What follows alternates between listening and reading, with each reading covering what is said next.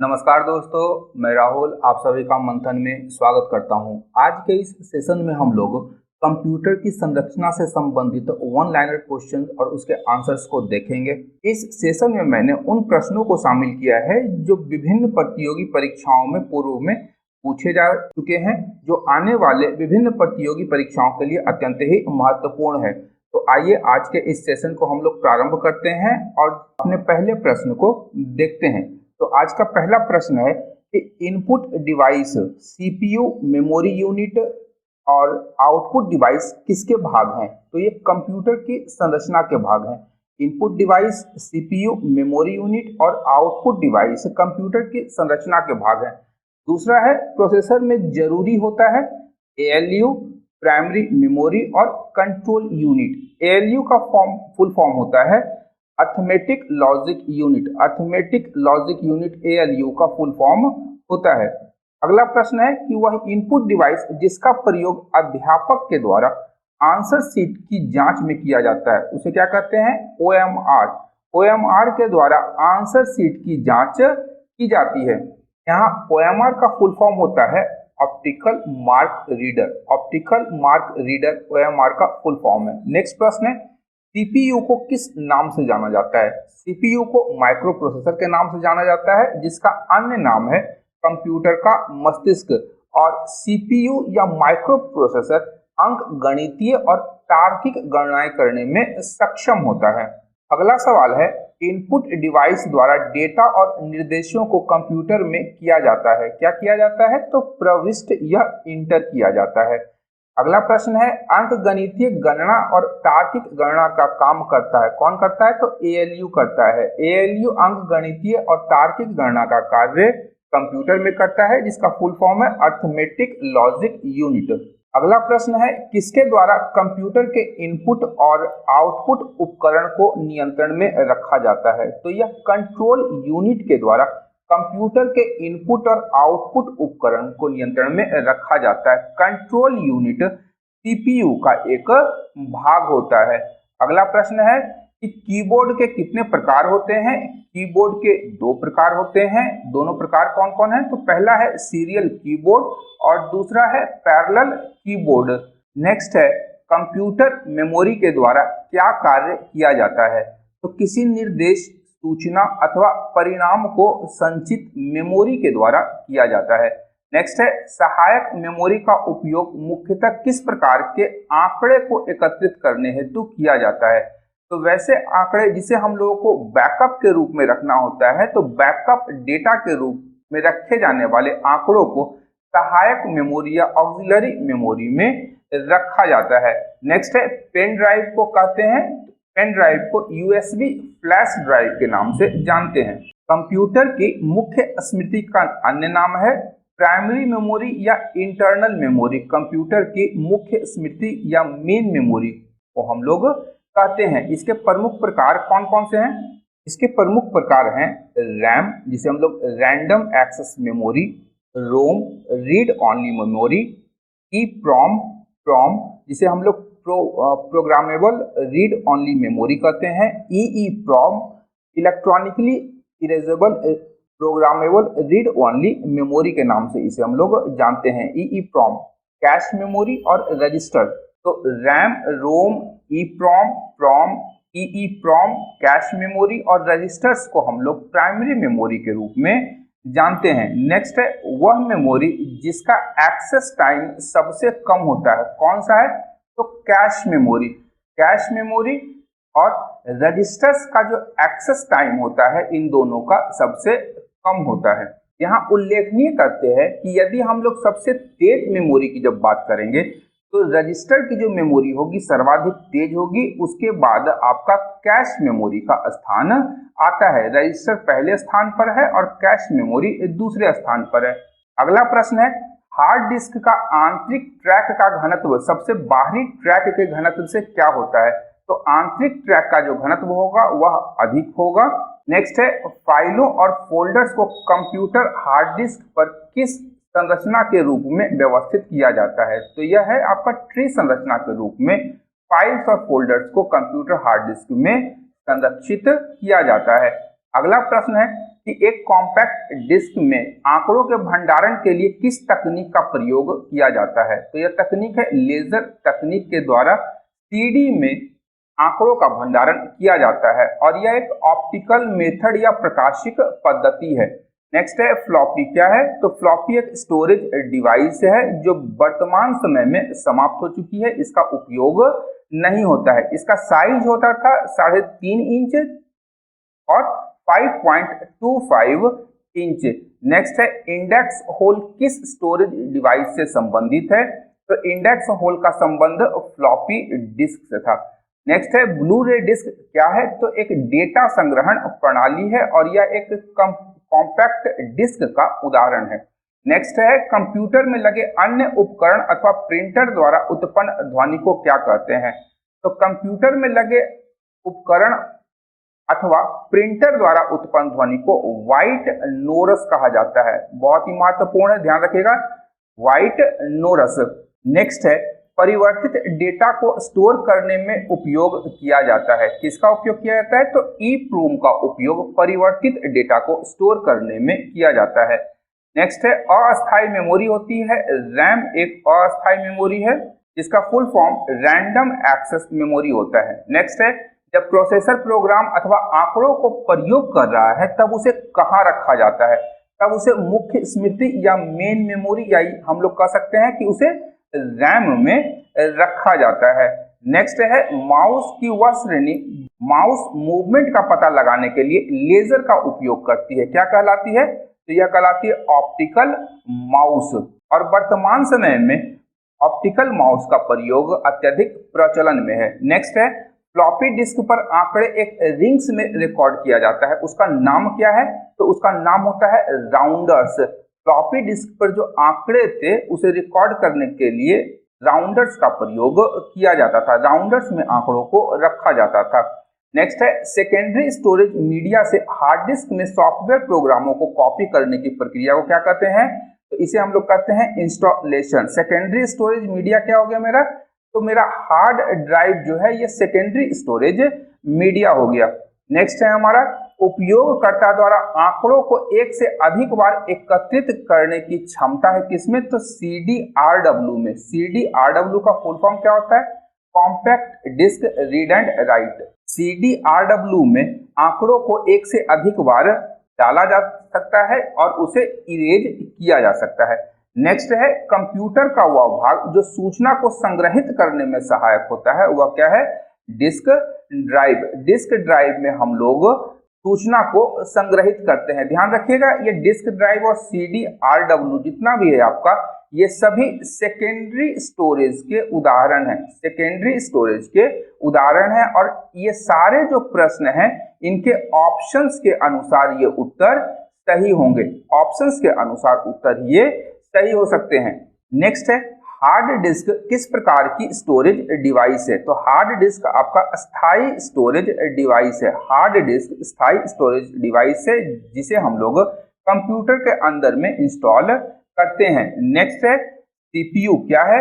तो CPU एक processing युक्ति है जो कंप्यूटर का सबसे महत्वपूर्ण हिस्सा है। इसे हम लोग कंप्यूटर का दिमाग या ब्रेन भी कहते हैं। कंप्यूटर की पेरिफेरल डिवाइसों में शामिल नहीं होता है। ध्यान रखिएगा कि कंप्यूटर के इर्द गिर्द जो भी डिवाइस होते हैं उसे हम लोग पेरिफेरल डिवाइस के नाम से जानते हैं। जैसे हमारा हो गया आपका प्रिंटर एक पेरिफेरल डिवाइस का उदाहरण है, हमारा स्पीकर हो गया पेरिफेरल डिवाइस का उदाहरण है। इस प्रकार से कई डिवाइसेस हैं जो कि कंप्यूटर को चारों ओर से घेरे होते हैं, उसे पेरिफेरल डिवाइसेस के नाम से जाना जाता है। और CPU पेरिफेरल डिवाइस नहीं है, यह कंप्यूटर के अंदर मदरबोर्ड पर इसे इंस्टॉल किया जाता है। CPU के 3 भाग होते हैं, arithmetic logic unit, control unit और मेमोरी यूनिट। ये 3 यूनिट हैं CPU के। नेक्स्ट है CPU में आंतरिक स्टोरेज के लिए किसका उपयोग किया जाता है। तो CPU में आंतरिक स्टोरेज इंटरनल स्टोरेज के लिए रजिस्टर्स का प्रयोग किया जाता है। हमारा अगला प्रश्न है कि इनपुट का आउटपुट में रूपांतरण किया जाता है किसके द्वारा। तो CPU के द्वारा।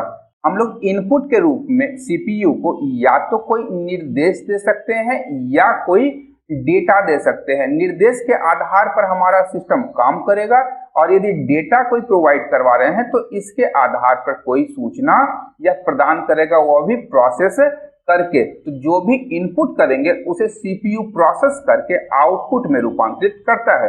कंप्यूटर के कार्य करने की गति को मापते हैं मेगाहर्ट्ज में। नेक्स्ट है सीपीयू की गति को मापा जाता है तो हर्ट्ज में, एमआईपीएस में और एम फ्लॉप्स में। एमआईपीएस और एम फ्लॉप्स यदि आप लोग इसका आंसर देना चाहते हैं तो आप इसे कमेंट बॉक्स में डाल सकते हैं। आगे मैंने इसका डिटेल्स दिया हुआ है तो उसके लिए आप वीडियो में बने रहें। नेक्स्ट है हमारा कैशे में से वर्ड को हटाते ही मुख्य स्मृति को अपडेट करने की विधि को क्या कहते हैं, तो इसे कहते हैं राइट बैक।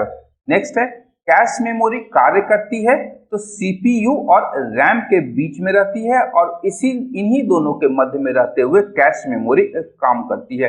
फ्लैश ड्राइव क्या है, तो EEPROM एक फ्लैश मेमोरी या का उदाहरण है जिसे हम लोग फ्लैश ड्राइव भी कहते हैं। नेक्स्ट है पिक्सल होते हैं तो पिक्चर का सबसे छोटा भाग। ध्यान रखिएगा कि किसी भी मॉनिटर में कोई आप जो बिंदु देखते हैं वह बिंदु क्या कहलाता है, पिक्सल कहलाता है। और यह पिक्सल जितना नजदीक होगा पिक्चर की क्वालिटी उतनी ही बेहतर होगी। नेक्स्ट प्रश्न है कि ऐसी युक्ति जो कंप्यूटर में बाहर से जोड़ी जाती है उसे क्या कहते हैं, पेरिफेरल डिवाइस कहते हैं। कंप्यूटर के किस भाग को उसका नर्व सिस्टम कहा जाता है, तो कंट्रोल यूनिट को कंप्यूटर का नर्व सिस्टम कहा जाता है। नेक्स्ट प्रश्न है कि सीपीयू और इनपुट आउटपुट के बीच सिग्नलों को नियंत्रित करता है। कौन नियंत्रित करता है, तो कंट्रोल यूनिट सिग्नलों को नियंत्रित करता है। नेक्स्ट है कंप्यूटर के प्रत्येक प्रमुख हिस्से से जुड़े एकीकृत सर्किट को क्या कहा जाता है, तो इसे मदरबोर्ड कहा जाता है। और मदरबोर्ड पर ही हमारा सीपीयू, रैम और अन्य महत्वपूर्ण डिवाइसेस को लगाया जाता है। नेक्स्ट है मदरबोर्ड और अन्य कंपोनेंट के मध्य सूचना किसके माध्यम से संचरित होती है, तो यह बस के माध्यम से सूचनाओं का संचरण होता है। अब बस क्या है, तो ध्यान रखिएगा कि कंप्यूटर को कभी यदि आप खोलें तो वहां पर चौड़े चौड़े तार आपको दिखाई देंगे रंग बिरंगे, इन्हीं चौड़े तारों को बस कहा जाता है। नेक्स्ट है कंप्यूटर का बैकबोन क्या है, तो कंप्यूटर का बैकबोन हमारा मदरबोर्ड है।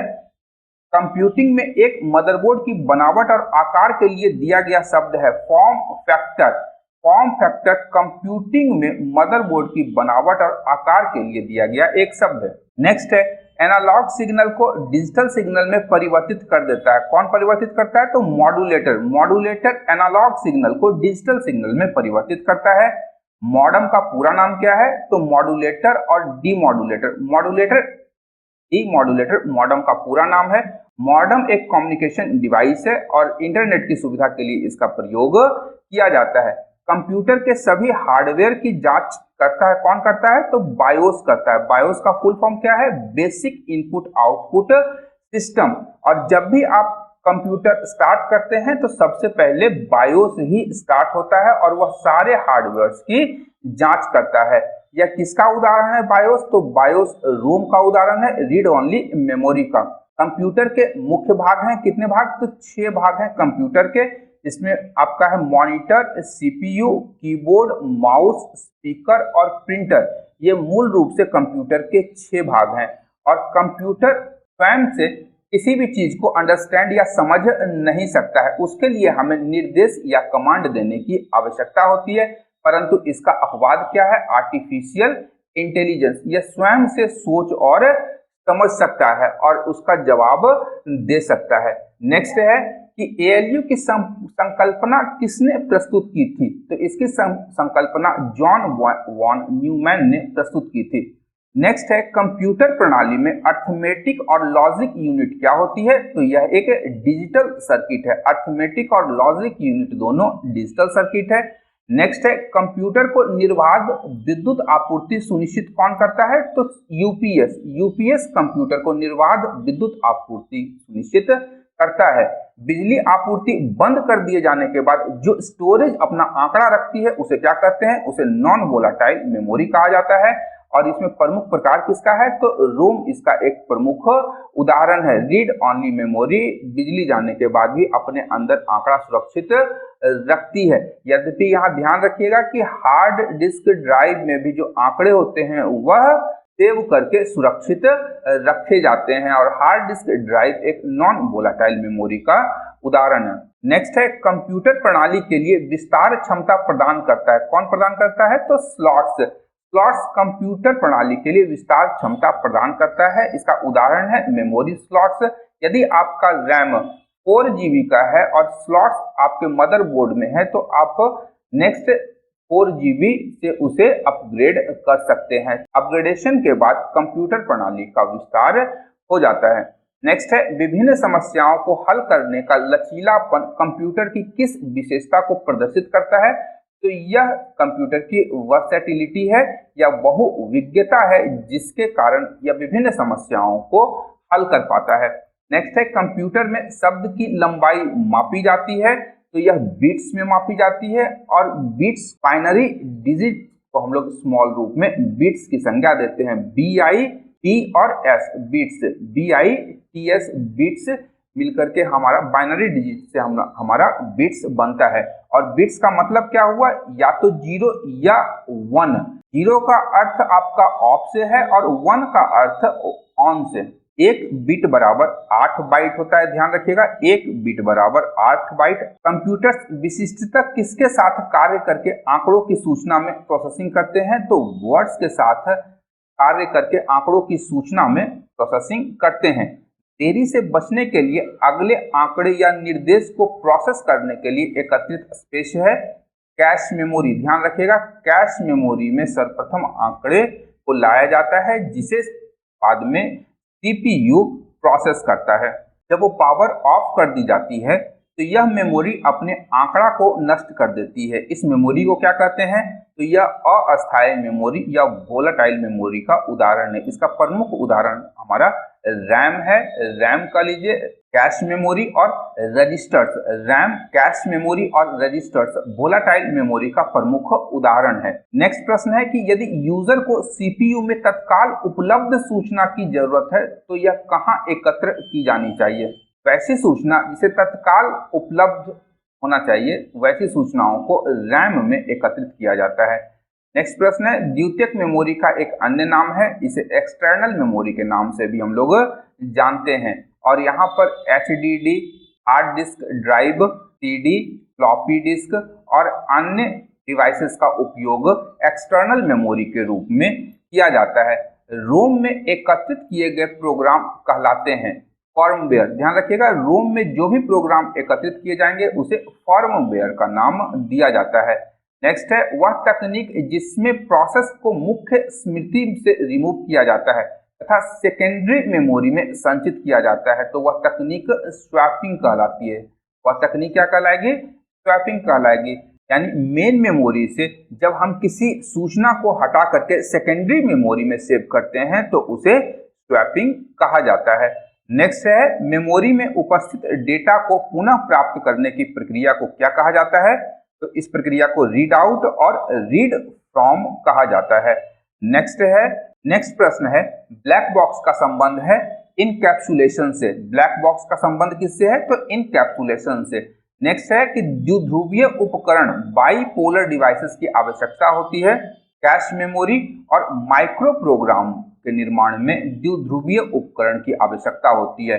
वह रोम जिस पर डेटा केवल एक बार अंकित किया जाता है उसे क्या कहते हैं, PROM, programmable read only memory. PROM आपका प्रोग्रामेबल रीड ओनली मेमोरी और कंपनी के द्वारा ही, जिस कंपनी का आपका सिस्टम होगा उसके द्वारा ही प्रॉम में डेटा को डाला जाता है। नेक्स्ट है स्टैटिक रैम तथा डायनेमिक रैम में से कौन सी फास्ट होती है, तो स्टैटिक रैम सर्वाधिक फास्ट होती है क्योंकि इसमें कैपेसिटर का प्रयोग नहीं होता है बल्कि इसमें ट्रांजिस्टर का प्रयोग किया जाता है। वहीं डायनामिक रैम में कैपेसिटर का प्रयोग होता है तथा इसे हमेशा रिफ्रेश करने की आवश्यकता होती है जिसके कारण इसकी गति धीमी हो जाती है, जबकि स्टैटिक रैम की जो गति होती है वह तेज होती है, जिसके कारण स्टैटिक रैम का जो प्रयोग है वह कैश मेमोरी की तरह किया जाता है। ध्यान रखिएगा, कैश मेमोरी हमेशा स्टैटिक रैम ही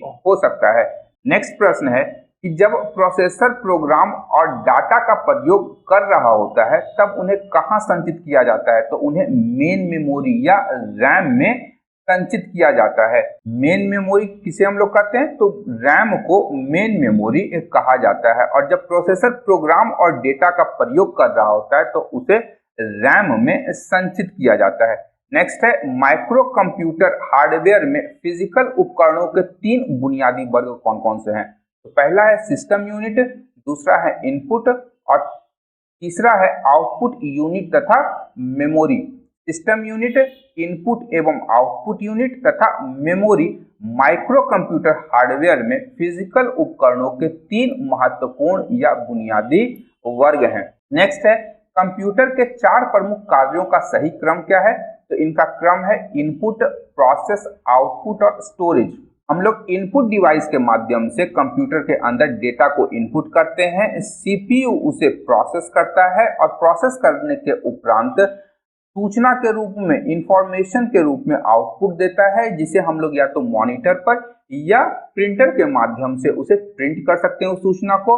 इसके पश्चात यदि हम लोग चाहें तो इस सूचना को स्टोर करके रख सकते हैं। यानी यहाँ पर डेटा, इनपुट में डेटा, प्रोसेस सीपीयू में होगा और आउटपुट के रूप में सूचना प्रदान करेगा और उसे हम लोग स्टोर यानी सेव कर सकते हैं। तो ये कंप्यूटर के 4 प्रमुख कार्यों का सही क्रम है।